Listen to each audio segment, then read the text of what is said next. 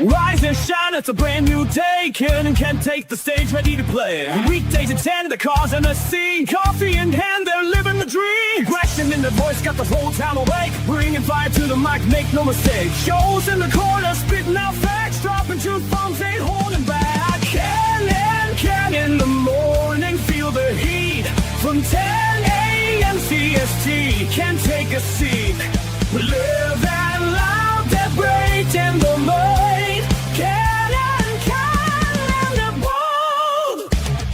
Light up your speakers, crank up the sound. They're talking about life upside down. Opinions exploding like a sonic blast. In the studio, they're built to last. With passion and grit, they engage and ignite. Every single week, their foes can't fight. From sports to politics, This is a Huddle Sports Network broadcast. You can find us on Roku TV, Amazon Fire TV, Facebook, and of course YouTube. Get all your NFL news here first. Good morning. Welcome to another edition of Ken this morning. Oh, we have a bearded Packer fan. We have a Broski. We have a Joseph. And I like to say happy birthday to the best 18s in the world, myself and Caleb. Oh, wow. It's your birthday. Happy birthday. Yeah. Well, happy birthday, but I don't know how to take that statement. I wore 18 as my soccer jersey, actually, so. Okay. That's a little better. Yeah. Hey, good morning there, Bill. Morning, Bill. And of course, on my birthday, my internet company decided I don't need internet, so I'm actually on the iPad via the iPhone tethered. Yeah, technology. Oh, you want to know something funny though? So obviously we have the grandbaby over today. Thank you, Fred. And no internet means guess what? No TV because everything is streaming, right? I broke out the old school Blu-ray machine, threw a movie in there for him, and he's like, "Whoa!" So my youngest boy comes out to say happy birthday. Like, "Whoa, you in old school today? You have a DVD out." So they're not that old, is it? Blu-ray? Blu-ray, no, but you've seen pretty much every form of home video that there was. Blu-ray, DVD, VHS, and probably Betamax too. Well, Beta and VHS came out at the same time, so yeah. And you know why VHS won the VHS Beta War, don't you? Yep. Yeah, Because it was better? No, Beta's actually a better format than VHS. But the porn industry went with it because it could put more content on the tape versus Beta. Beta, your max size is like 2 hours, just over 2 hours. VHS, you could put 6 to 8. Oh. Yeah. Why do you think Blu-ray beat Did you put on the Big Lebowski for your grandson? No, not yet. Why do you think Blu-ray beat HD DVD? Same thing. The porn industry went with Blu-ray. Yep. Porn and gamers. Yep. Hey, good morning there, JB. Well, that's just like your opinion, man. All right, man. Oh, yeah, dude. yo, Fred, you've got to, man. I mean, I've had when I set up the new house, I didn't hook up, the Blu-ray in the man cave, but I kept the machine in the room right there behind me where the DVD racks are. So today I went in there and pulled it out and hooked it up to the TV in the living room, and that's what they're watching right now. Yeah, I was gonna say both your guys' backgrounds look good, man. Having the real backgrounds, both Ken and Ken. Oh, why? Thank you, there, bro. Thank you. Yeah, we went to that change last week. On them titties. I really need that high definition on them titties. Hey, you want to know what's scary? Because I'm on the iPad. I can go the ultra wide camera. No, thank you. That's better. I don't know. I think the first one was better. You guys don't need to see that much of the man cave. However, I'm not enjoying having to hold the iPad versus just having the laptop up like I normally do. But well, come on, we got to get your workout in for the day. Yeah. No, I get that with the grandkids. I get to pick them up all day and play with them. So, yeah, man. So, yeah, we had a football game yesterday, though. Well, I don't know. Was it really a football game? Thank you there, JB. It's more like it a was workout. so Joe, since you were one of the teams that I think were involved, what's your breakdown of what happened last night? I mean, what do you want me to say? Eh, eh, Geno Smith is absolute dog shit.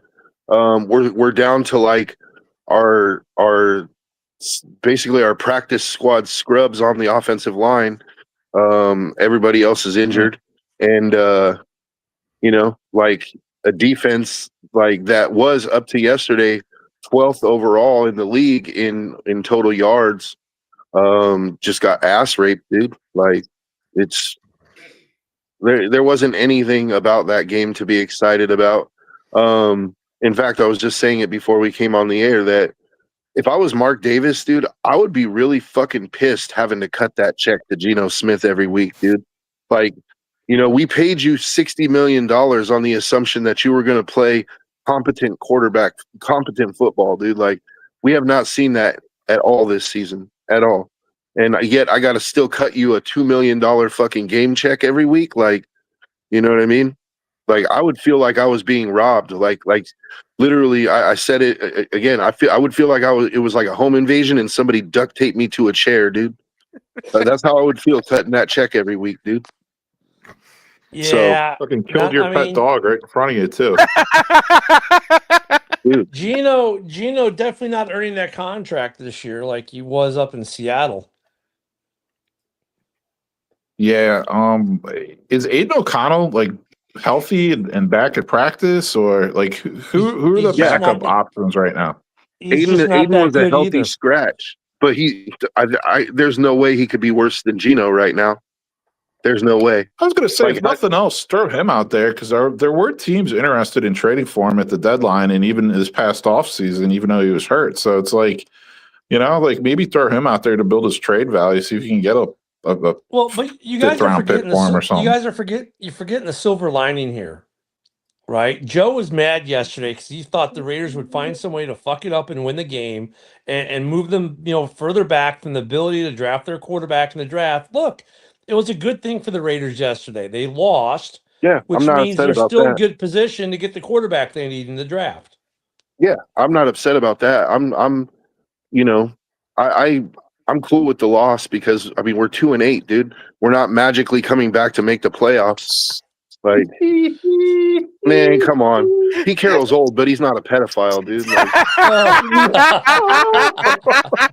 I don't know, Joe. Did you see the video with him trying to wrestle his players? I don't know. but he's a grown man, and that was consensual. I think that was it? consensual. I mean, because But- like he was wrestling some other coach, and then Pete goes, "Oh, the wrestling! I gotta get in on that." But yeah, dude, it's you can hope for.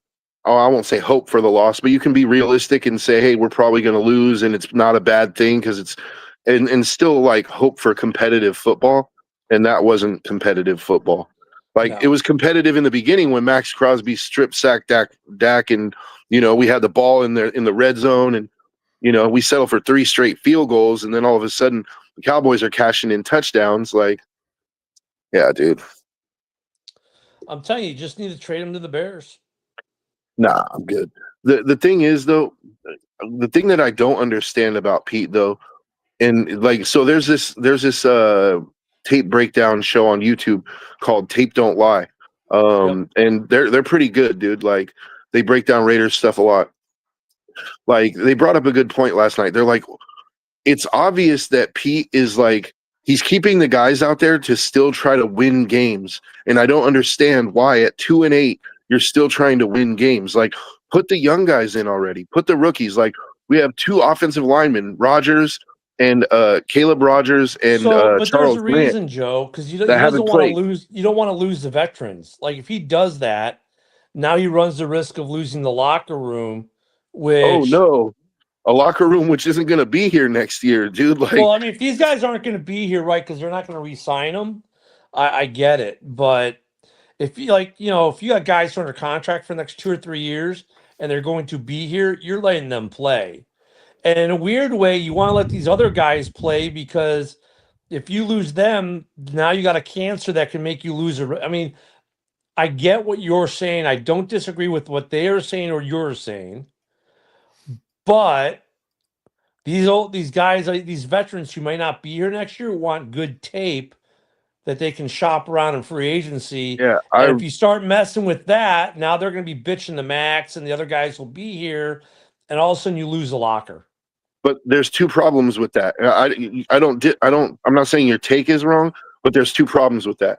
One, I really don't give a fuck what these veterans want. And Right. two, they're not putting up good tape. They're putting up I know. terrible tape. And so here's the thing though. Like he's not putting in the guys that are under contract long term, like the young guys. He's not Right. like Darian Porter, for example. He's still trotting Caillou, Blue, Kelly out there week after week to start at corner. When we have Darian Porter, who was a third round project that like incredible RAS score but needed work, right? So why Right. not get him the work now when you're 2-8? And you know what your ceiling is with Caillou, Blue, Kelly. It's not high. Like your ceiling is your floor. Like, you know what I'm saying? But he refuses to play Darian Porter. We have two offensive linemen that haven't seen the fucking field. A rookie guard and a rookie tackle. I mean, so it can't be both ways. It's one or the other, right? Either they're so bad that you're putting the current guys out there, in which case, holy fuck, does that say something bad about our drafting? Or you're not putting them in when they could actually potentially do better than the guys that you're putting out there right now, and you're getting young guys reps. Like that's my thing. Is like I like Pete Carroll as a coach, but I don't understand his personnel decisions. Like at this point in the season, you should be shutting the guys like Max down. Don't even, or at least severely limiting their reps. Like, don't even bother risk getting him injured. Like, play all the young guys, get them as much reps as you can. You're gonna lose anyway. Like, man, I don't understand this, dude. Like, you continue to trot this same dog shit product out week after week. It's frustrating as a Raiders fan. Because at least if we were watching the young guys, when they make a bonehead play, you could just be like, well, they're rookies, man. Like it happens, right? But when you're seeing it 6th, 7th year veterans, and it's like every week, you're just like, dude, like this dude should be paying us. You know what I mean? For the privilege of wearing the silver and black. Like this dude should be paying us. This is crazy, dude. Look, it's kind of like the last two seasons. I think we've expected a lot more out of the Raiders than we've gotten. And last year, there was a lot of injuries. Okay, fine. But, there was a lot of hype with AP coming in because the team really liked AP. They rallied around him. And then, like, the defense just crashes and burns, injuries. And then Gardner Minshew, who wasn't bad the year previous in Indy, just dog shit. So it's like, okay, fine. Fire AP, he's not cutting it. Let's get Pete Carroll. A lot of excitement there because, Pete's Pete. And you still got Max Crosby. You got a guy who's coming back off injury on the defense. And, hey, we got a quarterback. Gino's been really good in Seattle last couple of years. And you get to Vegas, and it's like he's too busy at the Bunny Ranch, and now he can't think of football. And I'll tell you, it's a curse of Carr.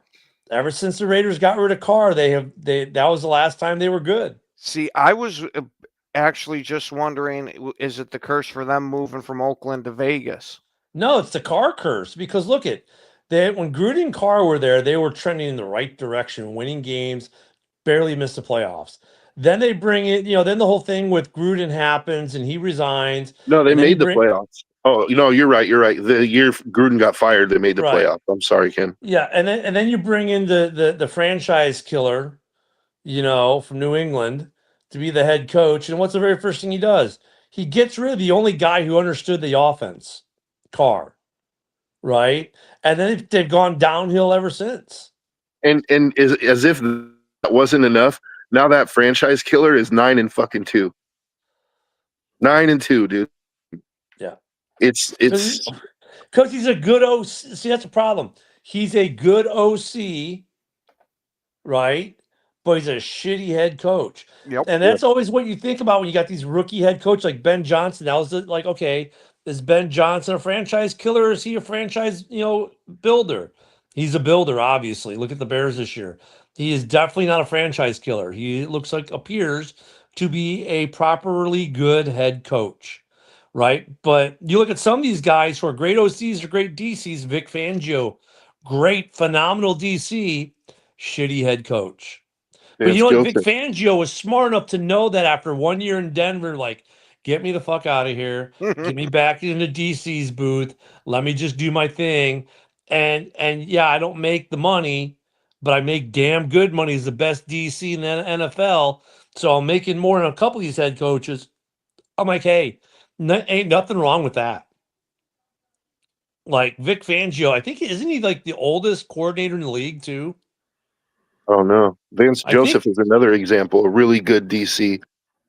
yeah. I Like mean, like didn't have a Flores might good like. stint as a head coach, but he's probably going to get another one. Well, like Flores, like, he's a really good DC for Minnesota. He was an okay head coach in I was Miami. gonna say I actually kind of liked him as the head coach in It'll be Miami. interesting to see how he is in his second go around as a head coach because the first go around can be iffy. That's why they always get the second chance. And the first one wasn't terrible for him, so I think there's an upside for him. But we'll see how he does. Like Matt Nagy, who's now the OC in Kansas City, and him or Spags is the heir apparent in KC. Both those guys are questionable as head coaches Because in my mind. we can't forget about Spagnuolo's stint with the Rams there. Yeah. You know who I think would be good, who Flores might be good with? I mean, he would need a good offensive coordinator, but go take that Giants job. They already have a pretty Yeah, decent defense. Like, yes, Joe, I see what you're saying, but you got to remember his lawsuit hinges upon that whole Giants organization and them Wouldn't that be but ironic? what better way to get rid of that lawsuit than to have the Giants make Well, I him mean, their look, head coach? the lawsuit's going to be is arbitration. It's not going anywhere. It's going to run its course Right. now. But I mean, wouldn't that be ironic though if the arbitration goes through, whatever happens happens, and then he gets hired on as the next Giants head coach? Yeah, there's a lot of rumors also that along that same train of thought, Jero Evero, the defensive coordinator for the Panthers, he's from that like Don Capers 3-4 model. He might get a head coaching job somewhere next season. So I've actually been hearing some rumors about that too. yeah. And I was actually busting the Panthers fans' balls saying, "Oh, watch, he might get the Falcons job if they fire Morris." But yeah, I mean, there's other teams he has a chance to go to. The Giants Is being one of them. Morris how short's that lease on Raheem Morris? Real short.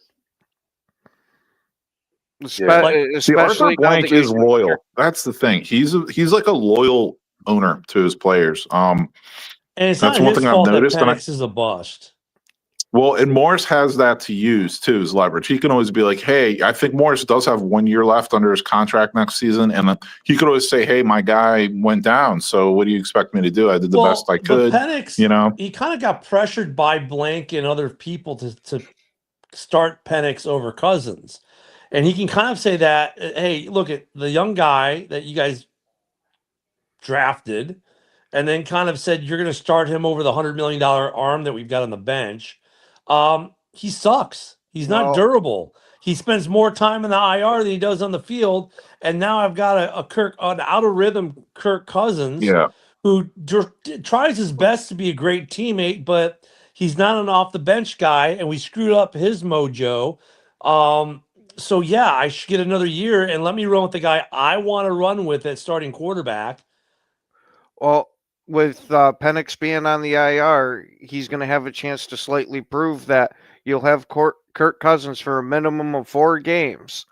If you start racking up, you don't even have to win. Be competent and show more life out of that offense.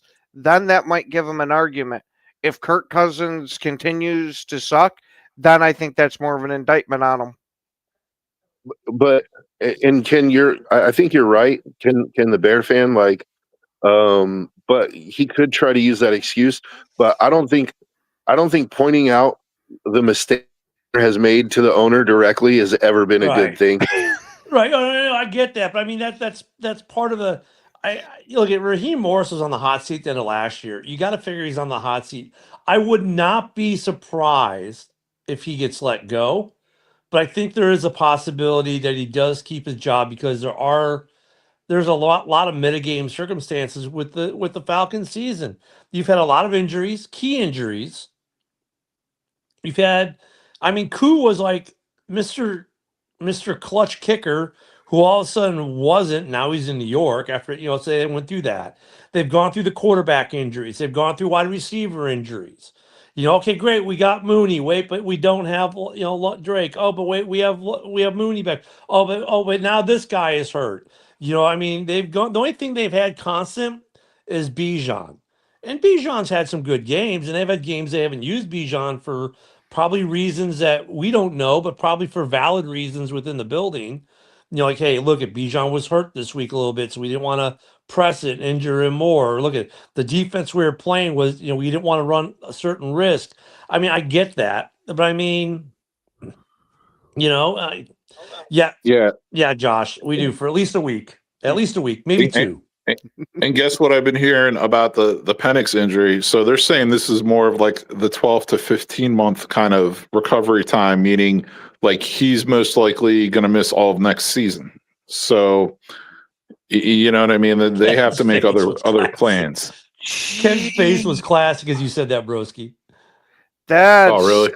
That's horrendous. His eyes were like, yeah. Like, dude, you're boned. Well, they said it was originally they said bone bruise ACL, but they didn't say exactly what was going on. If it's a 15-month quarterback injury, updates. Yeah, I was on a Panthers show this morning, and the Falcons fans were calling in saying that Uncle Rogers, as they're calling him now, Unc, I guess is the new thing, with a partial fracture. I don't know how you get a partial fracture in the wrist. But they're saying he's going to try to play this weekend. I mean, come on. Did you really expect him to miss the game for the Bears? Well, first off, how do you get a partial fracture? It's you either have a bone fracture or you don't. There's a crack in the bone or there isn't. Let's make sure that we turn it into a full fracture. You know what I mean? Let's make it a full clean break. Well, that's what I'm saying. Like, does he want to end his career? I get it that the Bears have zero pass rush. However, JJ is coming back. Spidey's coming back. We're gonna have Edwards and Edmonds. It looks like we're gonna have the full defense this week, is what's appearing. So everyone's coming off injury. Now look at when Spidey was back, we got to the quarterback. By the way, they don't have that good of an offensive line in Pittsburgh. Is he trying to end his career like Favre did against the Bears? Because the Bears effectively ended Favre's career with a sack. I think he just feels it's worth it. I think he feels it's worth it to take that risk for that belt one more time. Yep. He wants to do the belt one more time to beat them. Yeah. Yeah, whether he wants to play or not, at some point, coaches is going to go, no.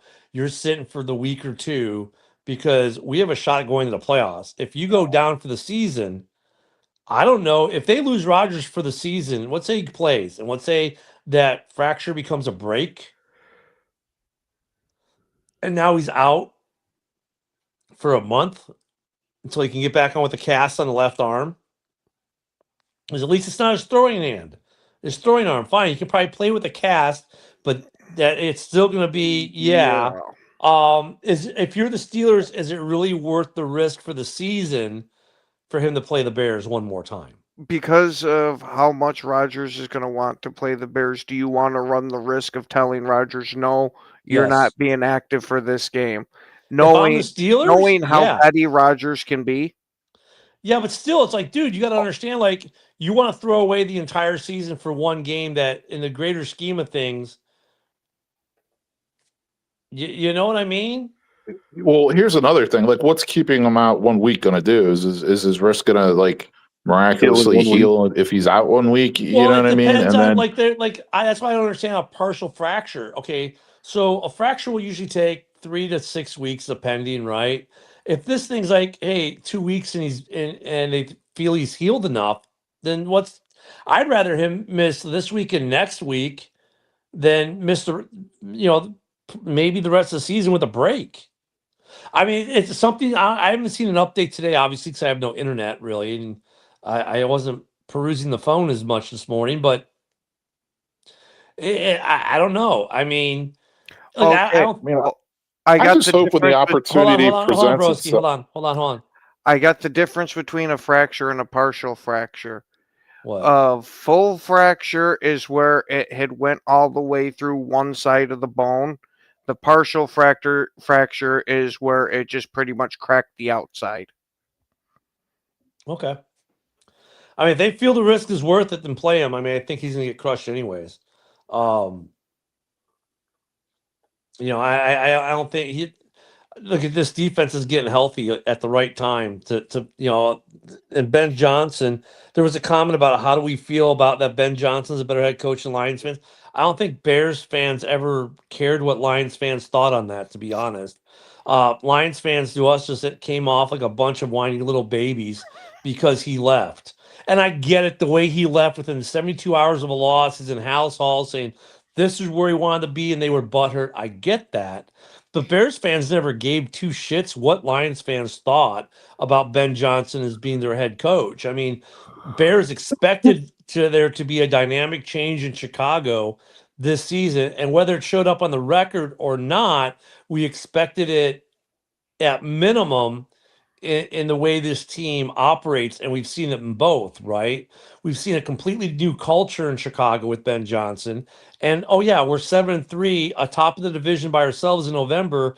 I mean, look at for Bears fans right now, the hopium is being justified that some of these guys were drinking in the preseason.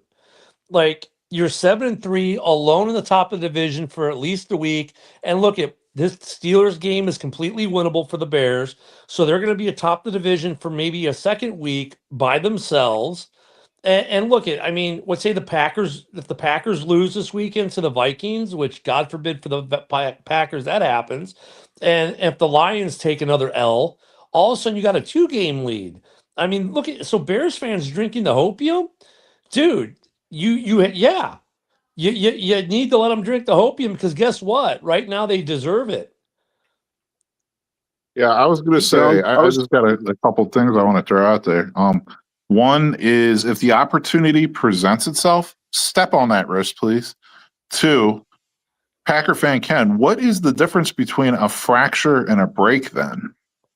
And then three, I heard the most Lions fan thing I've ever heard. Well, one of the most Lions fans things I ever heard this morning was the Eagles should have an asterisk next to their win, next to their W, because the Lions had so many injuries that game. Okay, Oh, now good the fucking difference Lord. between a fracture and a break, because you got to remember that bones are hollow, is when the whole bone itself breaks versus the fracture being one side of it. Yeah. Oh man, an asterisk. Yeah. Okay. So we're Mark McGuiring the fucking Eagles now. Like, Yeah, I mean, look at the Lions fans that watch this show in the morning aren't that crowd for the most part, Mitch. But and I love you, but there are Lions fans who are like, look, I can think of a certain Lions fan that a few of us know who a couple years ago, oh well, even our backups are all pros, and these guys are this that, and dude, you want to talk about hopium? These guys have it. Yeah. They were mainlining it, freebasing it, making an IV drip of it. I mean, there are some that are like that, and I get that because after 3 decades of like complete failure. failure on and every time they get their hopes up, something would happen to dash it. I understood it.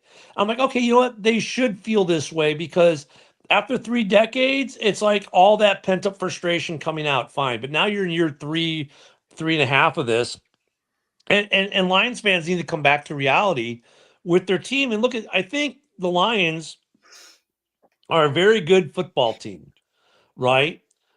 And here's something that's different because, like, whereas most Lions fans won't give Bears fans credit, or even Vikings fans.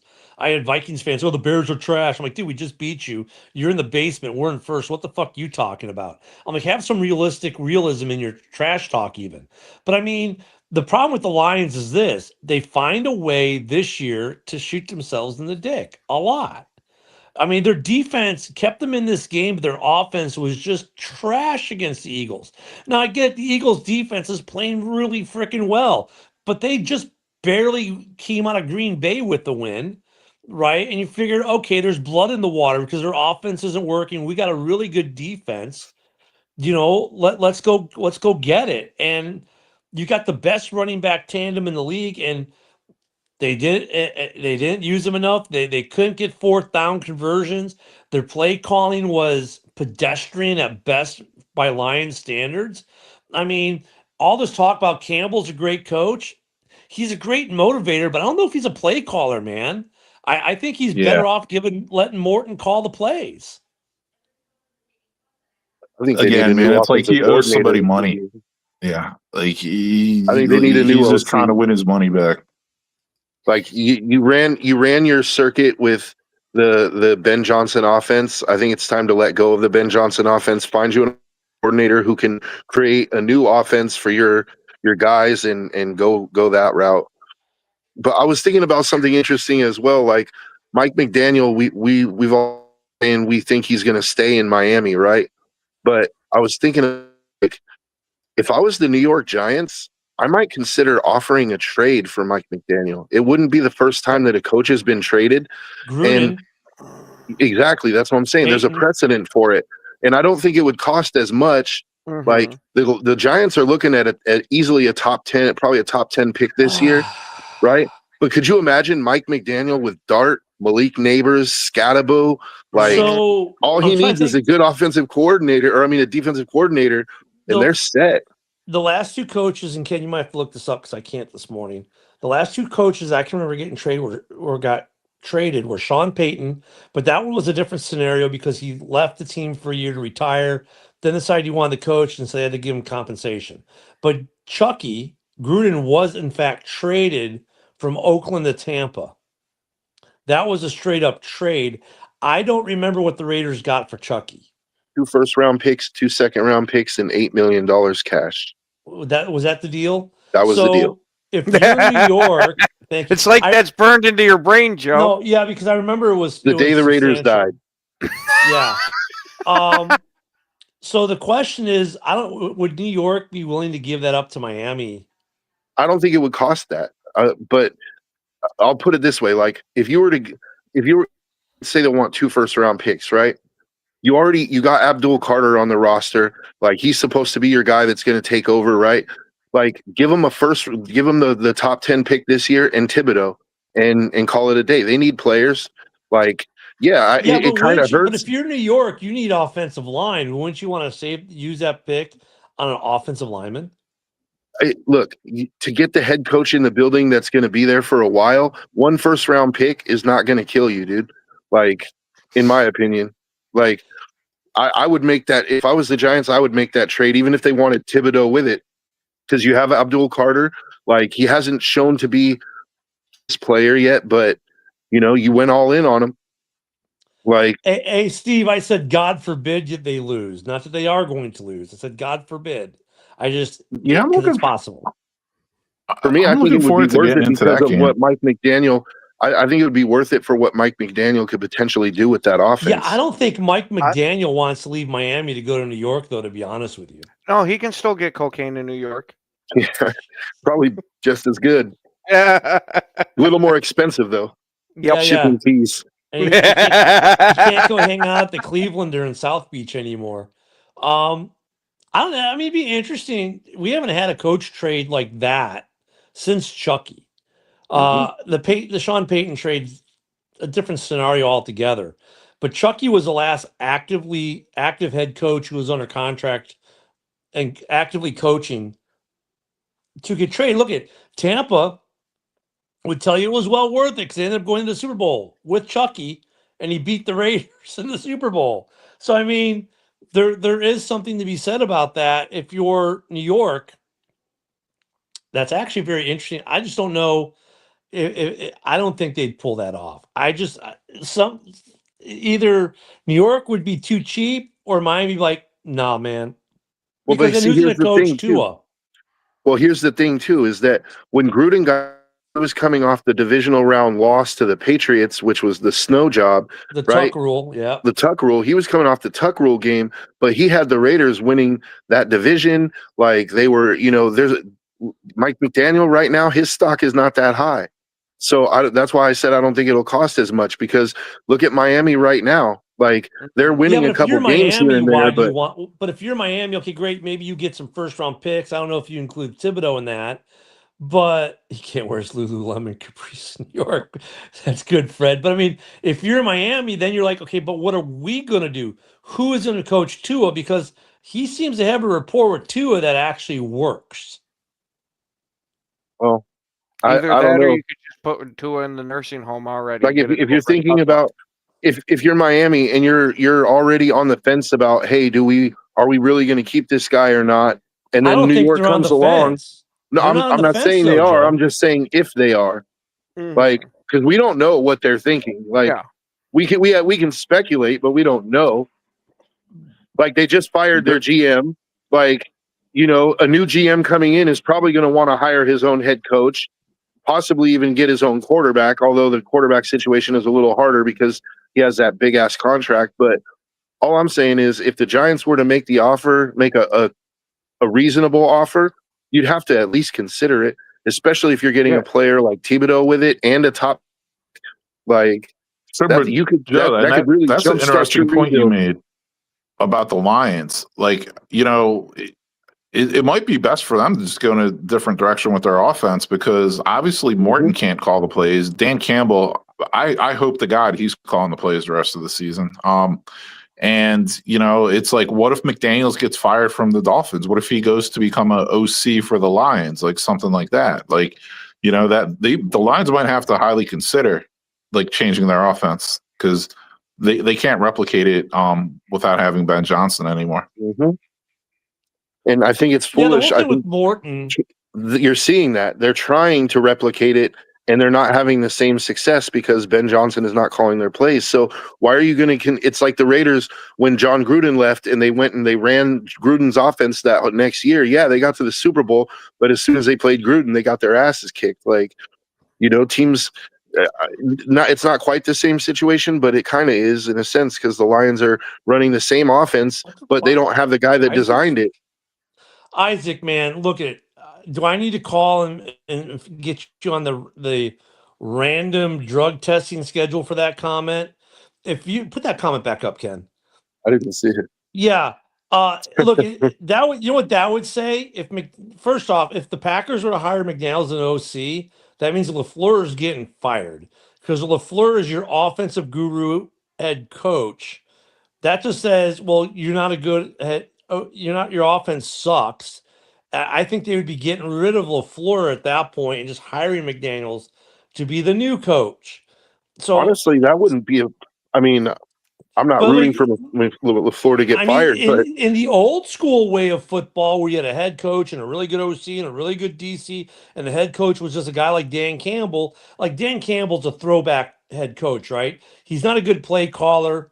He doesn't design a great offense, but man, does he motivate and get a team going, and he does the right head coach things. But we see as I understand Isaac, but I'm saying, like, I don't think the Packers make LaFleur Dan Campbell.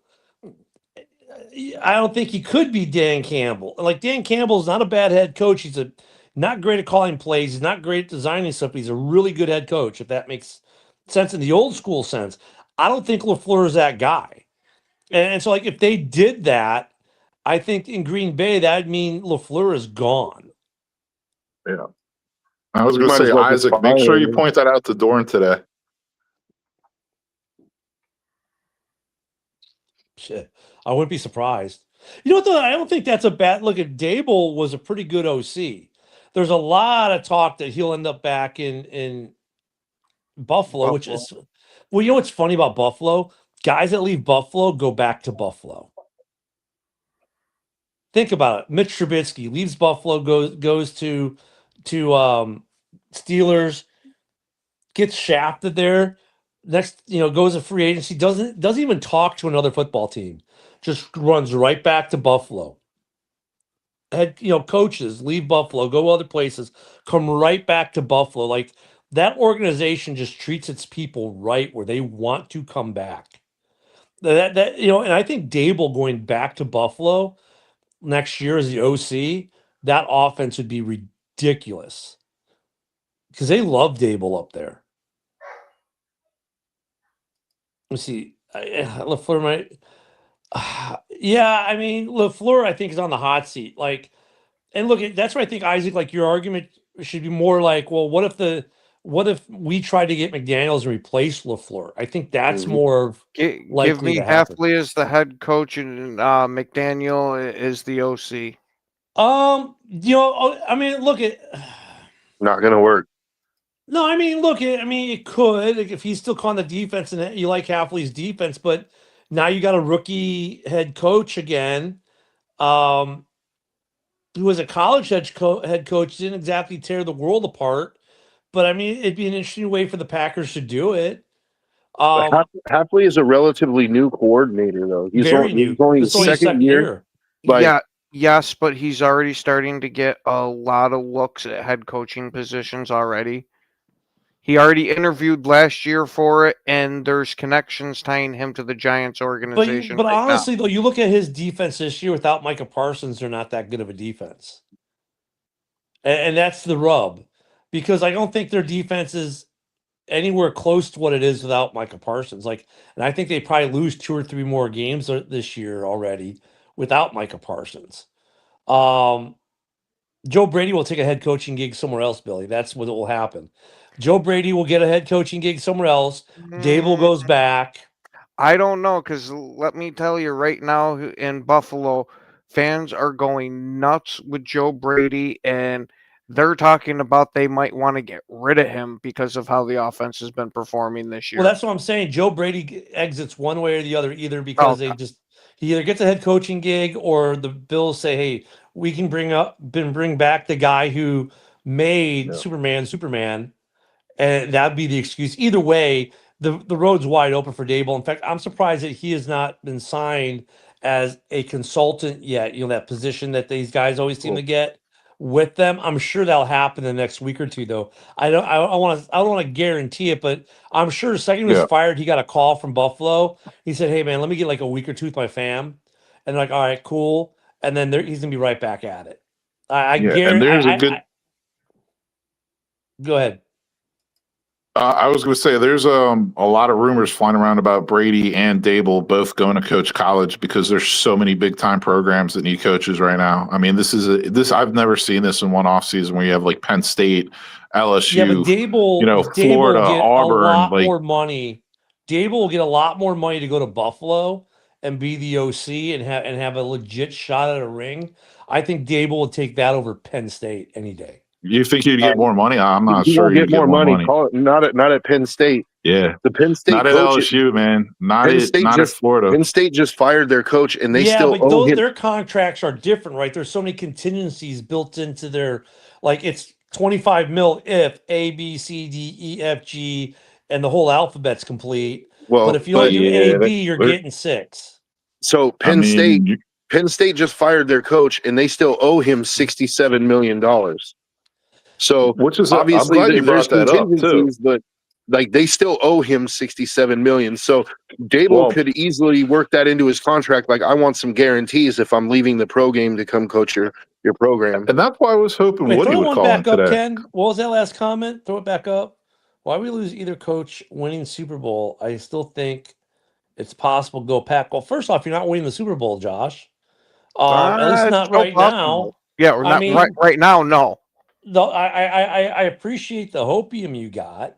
For the NFC North, it's hard, I think, to say that for any of our teams right now because the Rams are just the better team in the NFC right now. But I mean, look, if you guys lose to the Vikings, Josh, there's going to be talk about LaFleur being gone. And I get the Vikings have this magic with the NFC North, but look at the Bears kind of just ended that, right? I don't know if you guys lose to the Vikings this week, or just have another rough patch where you lose 2 or 3 games in a row. I think there's gonna be a lot of talk about LaFleur being gone. Very well could be. And look, I get the money piece on the college stuff, but Dable might look, if you can get a ring, guys rather have the ring than the money, and these guys already have money. Dable's got money. He's got Dude, generational wealth in the bank account. He wants a all, ring more than he wants a paycheck, I think. all I'm saying is like a Penn State, LSU, Florida, Auburn, they're going to be paying their next head coach almost probably around 15 million a year. That's a lot of money. I mean, some of these guys might go that way, but I think Dable ends up back in Buffalo because of the ring. Like I can see Joe And Joe, Brady guess like what? going. Yeah, Joe Brady. I could see him maybe trying to get a college gig if Yeah. with Dable going back. But I mean, we already. But then you get guys like like look at why Halfley's in Green Bay. Halfley's in Green Bay because of NIL. He's like, this NIL thing just made college not appeal to me anymore. So I might as well just go the NFL.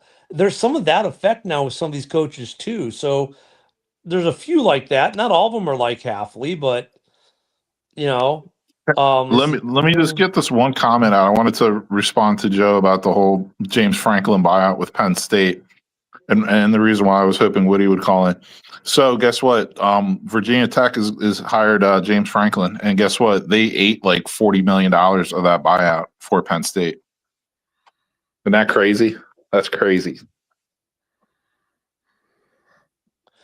Well, look at that. That's a problem with Dan Campbell. The happy That day in the Franklin household. look at Nick. For Dan Campbell, it's live by the sword, die by the sword. So on one level, I respect that, but he's not an offensive play caller. He shouldn't have.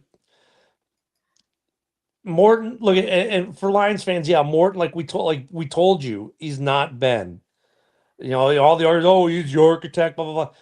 He doesn't have the football mind that Ben has. He doesn't have the knack for when to call certain plays. And look, even Ben hasn't been Ben in Chicago this year. Let's be honest. Like there's sometimes where even Bears fans are looking at the play calling, going, Ben, what are you doing? But then he snaps back and gets the right play at the right time for us to win the game. But I mean, Ben is kind of having to adjust on the fly this year too, and he's having a little bit of a tougher time because now he's a head coach. It's not Yep, easy that's being a true. head coach and calling plays. And I think Ben honestly is learning that this year. And that's why the Bears offense, as good as it's been, like what, top 3 in the league right now, could be a lot better, right? If he was only worried about the offense, but being the head coach, he isn't. And we're seeing some of that drop off even in Ben Johnson as a head coach. And you're seeing the drop off in Detroit because Ben's not calling plays.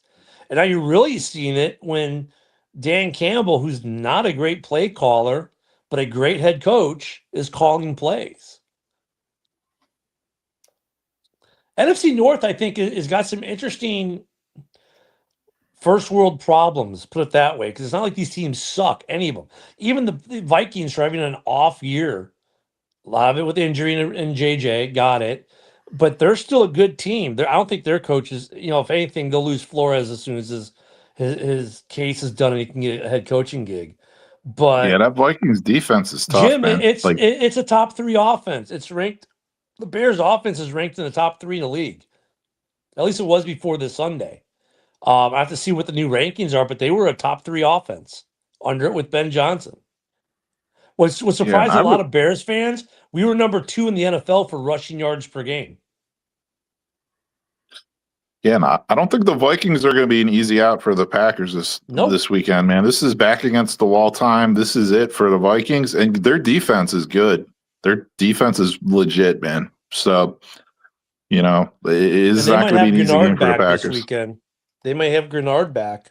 So, yeah, I mean, it's with the Lions, though. I mean, Josh, with the Lions and Packers and they're bad. You're right. Every team's had bad games. Look at the Bears against Baltimore. We got, Baltimore came out, punched us in the face with their healthy defense that we thought wasn't going to be healthy. But like the Packers, I kind of get their bad games a little bit more than the Lions because the Lions' bad games have not necessarily been. Take away the Philly game. Their other bad games for games they should have won. The Philly game you knew was going to be a fight. You didn't think they'd look as, and you know what, they were still in it despite their terrible offensive woes. Because that Detroit defense kept them in. A lot of credit goes to that defense for keeping them in, but the offense and the fourth down decisions. That's probably what killed you more than anything was all those fourth down decisions. Just punt the ball. I don't care how bad the win is. You're going to get, hey, at least you put them 30 yards further downfield than where they were. You know, I mean, the Lions have to figure some shit out. The Packers need to figure some shit out. The Bears need to figure out defense. And the Vikings just need to get healthy. And JJ needs to figure it out at quarterback. I mean, that's the simplistic line for all these teams. Yeah, I mean, if you go down the list of skilled position players on the Vikings, I mean, Justin Jefferson, Addison, Naylor, Thielen, Hawkinson, Aaron Jones, Mason, and their defense is freaking outstanding. If McCarthy is on that day, that's a tough team, man. Well, Billy, if the Bears beat Pittsburgh, we're in first place anyways. I mean, we'll just be happy that there's a game of cushion, right? At least with the Packers, it goes from a half game to a game and a half. That adds cushion as we go into our meeting against you guys, right? Well, actually, in 2 weeks, because the Philly game, like then if we lose the Philly game, okay, now we're only a half game in first, but we're still in first. So yeah, I mean, there's a lot of stuff that goes with that, but I mean, look, all these teams have question marks right now in the North, and that's why when you look at the North and you look at, like when someone says, well, we're going to win the Super Bowl as a Packers fan, you look at them and go, dude, none of us are beating the Rams right now. We're just not in a playoff game. It'd be a great game. To be fair, in the playoffs, we have been the Rams version of the 49ers. I don't care what you've been in years past. I'm talking about right now, today. I mean, history never matters unless it supports the Bears. It doesn't, because last year's team isn't playing the game this year. I mean, I get your historical piece of it, but they're not actually playing the game. I'm talking about with what's on the field right now. You look at right now, then why do we even play the season, Ken, if we only care about history of years past? Right? That's how history's written. Well, no, you can't laugh it off because, we say every year, well, the 49ers are your kryptonite, and they have been in the playoffs. It doesn't mean you can't beat them if you play them in the playoffs. It just means historically, they haven't been great. That doesn't put a feather in your cap. That means you're all of a sudden are going to win the game this year if you play them. Just, okay, the history's there, but it literally doesn't mean shit. And we already know that it doesn't mean shit to the players because we've had a player come on this podcast and tell us it doesn't mean shit.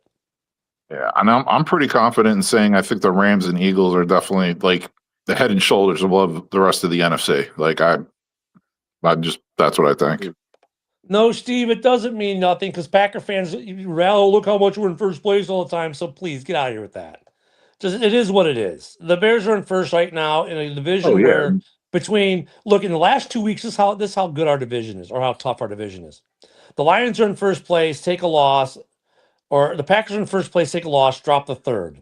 Then the Bears and the Lions are tied for first. The Lions take a loss, drop the third. It's musical chairs in the North. It's just a good division. Yeah, there we go. The Packers for the next 2 weeks, dude. You were talking about the Vikings having their backs against the wall. The Packers have their backs against the wall because they got this tough Vikings game. Even though I agree the Vikings defense is good, but they got their quarterback hasn't shown me anything. But they're gonna want to win, and then they're directly after that they're going to play the Lions on Thanksgiving, and the Lions are desperate for a win in that game so they can stay in the the division race. That's two and who the Lions tough games got this back week? to back. They're kind of like Giants. games. Yeah, the Giants. So really, they should win that game. And for the Bears, Bears fans are going to be going to the Steelers game thinking, we should win this game. It's a game we need to kind of win too, to be honest with you, with the rest, because then we get Philly, then we get Green Bay. Don't care if you are or not, Chaz. But I mean, 2025, right. bud, live your truth. Green, because has their backs against a lot of division games coming up real quick. The division can really get away from them. If you lose, think about it, you get 3 division games in a row, right, Ken? You got the Vikings, then you got On Thanksgiving, you got the Lions, and then you have the mini bye, whereas the Bears have the mini bye for playing on Black Friday, and you got a game 1 of 2 in 3 weeks against the Bears. They're got 3 division games in a row. Then they get what, like some other team who's that 4th game? They'll get a break, and then they get 4 of their next it might 5 be the games are Ravens. division. Yeah. God! So they I get that. don't know where buzzsaw. Billy's So, getting that comment from either. I never said that. There was the only 2 good players the Lions So, drafted. if That you're the never came out of my Packers- mouth. It's the dude, Broncos. if you're the Packers, this weekend against the Vikings is must-win football. Oops, we lost Broski. This is must-win football for Green Bay this weekend for sure. I agree with that 100% because the Lions is like oof, and then you get Baltimore, and then you get then you get Chicago. So you got 3 division games. If you lose all 3 division games, pack it up, go home. Your season's over. Because then you get Baltimore. I mean, you don't want It's the Broncos, not Baltimore. Oh, it's Broncos. Well, okay. Yeah, Well, Baltimore's later in the year. So I mean, the It's Packers after the second Bears game. If you look what they got coming up the rest of the season, yeah, this is must-win football this weekend for them. And looking for the Vikings, it's must-win football for them because if they lose this weekend, sorry, Rob Haspels, your season is actually over. If you fall 3 games back in the North, it's over. Wait, we'll throw the last one back up. I caught the first half of it then. It was just trying to say that we barely won. Yeah, I mean, Jameis gave you the nice pick in the end zone and then the fumble at the end. I mean, Now, there's something I do agree with, Chaz. Yeah, they are. Look, they're the luckiest overachieving good team because they overachieved last year, but they got the record this year. So did they really overachieve? It's like kind of hard to make the argument still, but man, they get so lucky. But I wasn't emphasizing the lucky part. Generate luck. But you know what though? Good football teams generate luck. Yeah, they really. But do. I wasn't emphasizing the lucky part. Yeah, I know. I know. I'm a I was pony. just being I'm more a pony. politically correct than you. So wait a minute. Does that make Broncos fans the first furries? Oh, dude. Oh. I mean, haven't you seen that horsey meme for the Broncos? Oh, dude. See, like Knicks gets bailed out. They're a good enough football team. They can bail the backed up Bo Knicks out. Yeah. But I tell you what, man, Lions, the Vikings Packers game is probably the most significant game in the North this weekend. More significant than the Bears and Lions games, to be honest with you. Because if the Packers lose, it's a very daunting task. The rest of the yeah, they do nothing but make it harder on themselves. And if if the Vikings lose, they're done. They might as well put the plaque up on the basement. Yep. Mm-hmm. Home sweet home. So this game, I mean, if the Packers lose, now they're a game and a half at minimum.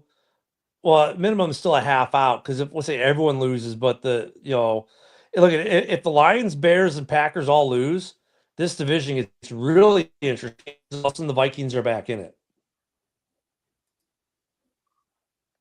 But if the Bears, Lions, and Vikings win, the Packers are now a game and a half out, back in 3rd place, a half game out of 2nd.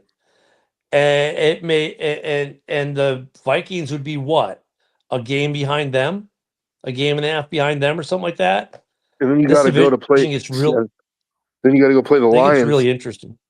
Yeah. Then you got to go play the Lions, who are hungry for a win.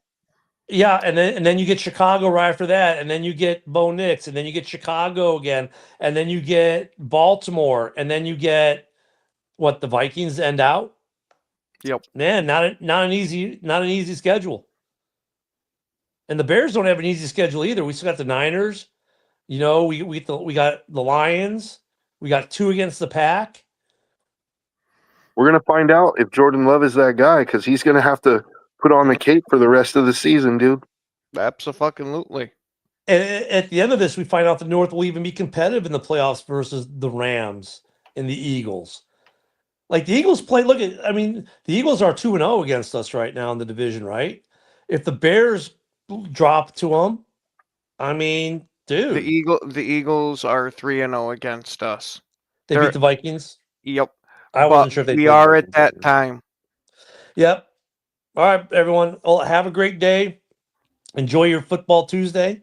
We'll see you back here tomorrow. Another year around the sun is complete.